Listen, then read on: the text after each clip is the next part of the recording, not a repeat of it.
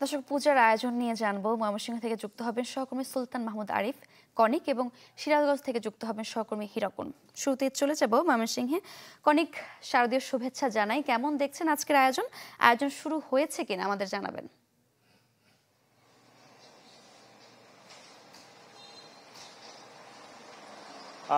সারিকা, আজকে থেকে মহাষষ্ঠী এবং মহাষষ্ঠীর যে আনুষ্ঠানিকতা, সে আনুষ্ঠানিকতা কিন্তু এখনো পর্যন্ত শুরু হয়নি।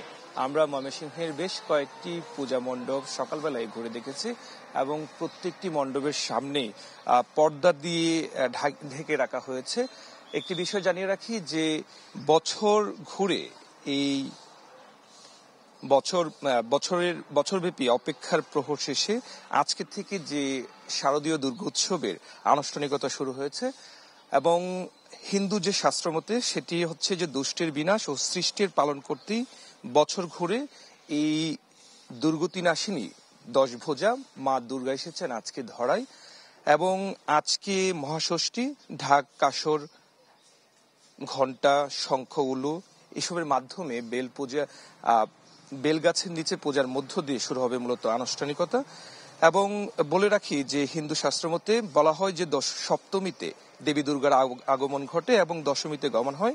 আর দেবী দুর্গার মর্তের এই আগমন ও গমন যে বাহনে, তার উপর নির্ভর করে গোটা বছর পৃথিবীবাসীর কেমন কাটবে। এবছর তারা যেটি বলছেন যে এবছর দেবীর আগমন গজে আসবে এবং প্রস্থান হবে দোলায়। শাস্ত্রমতে তারা বলছেন যে গজের আগমনকে শান্তি, সমৃদ্ধি ও শস্য শ্যামলার প্রতীক হিসেবে বলা হয়, তবে দোলাই প্রস্থানকে মহামারী বা মড়কের ইঙ্গিত বলা হয় তারা বলছেন। ময়মনসিংহ জেলায় এবছর 781টি পূজা মণ্ডপে এই দুর্গাপূজা অনুষ্ঠিত হচ্ছে।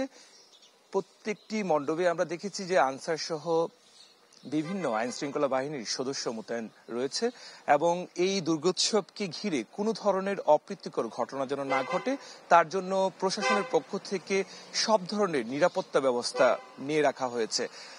বলে রাখি যে এই উৎসবটিকে সর্বজনীন করতে এবং রাঙিয়ে তুলতে সব ধরনের নিরাপত্তার ব্যবস্থা নিশ্চিত করতে প্রশাসন বেশ কিছুদিন আগে থেকে কাজ করে গিয়েছে এবং যারা এই পূজা সংশ্লিষ্ট তাদের সাথে নিয়ে কাজ করেছে। আজকে মূলত বিকেল থেকে শুরু হবে এই পুজোর আনুষ্ঠানিকতা এবং এই উৎসবকে ঘিরে পুরো শহরকে বলা চলে যে এক ধরনের রঙিন করে তোলা হয়েছে আলোকসজ্জার মাধ্যমে। সারিকা, অনেক ধন্যবাদ আপনাকে। সিরাজগঞ্জ থেকে যুক্ত আছেন সহকর্মী হিরকুন। আজ তো মহাষষ্ঠীর সারাদিনের ধর্মীয় আচার অনুষ্ঠান নিয়ে আমাদের জানাবেন।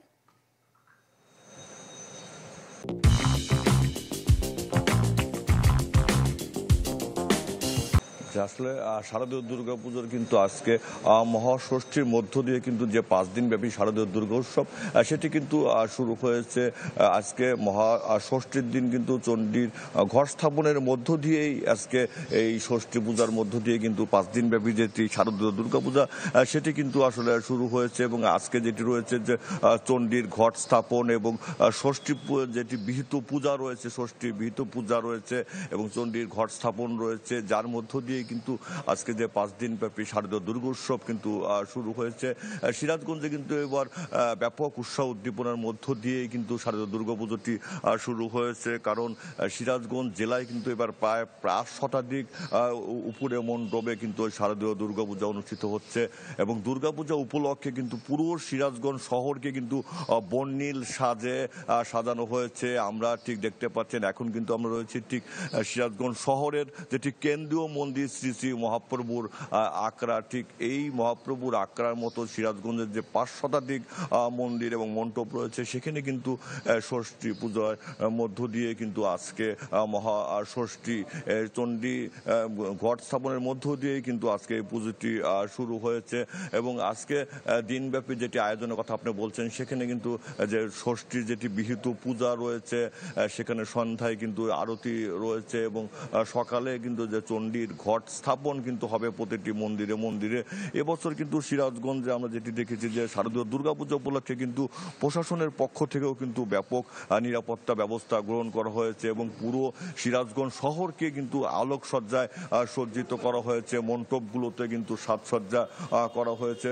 সবকিছু মিলে কিন্তু অন্য বছরের তুলনায় কিন্তু এবছর সিরাজগঞ্জে কিন্তু ব্যাপক উৎসাহ উদ্দীপনার মধ্য দিয়েই শারদীয় দুর্গাপূজাটি শুরু হয়েছে এবং এবছর যেটি শাস্ত্র মতে কিন্তু দেবী দুর্গা এসেছেন কিন্তু গজে, যেটি বলা হচ্ছে যে শস্য শ্যামলা শস্যপূর্ণ বা দেশ হবে, এই ধরাধাম হবে এবং দেবী কিন্তু দোলা যাবে, যেটির ইঙ্গিত বলা হচ্ছে যেটি মরক।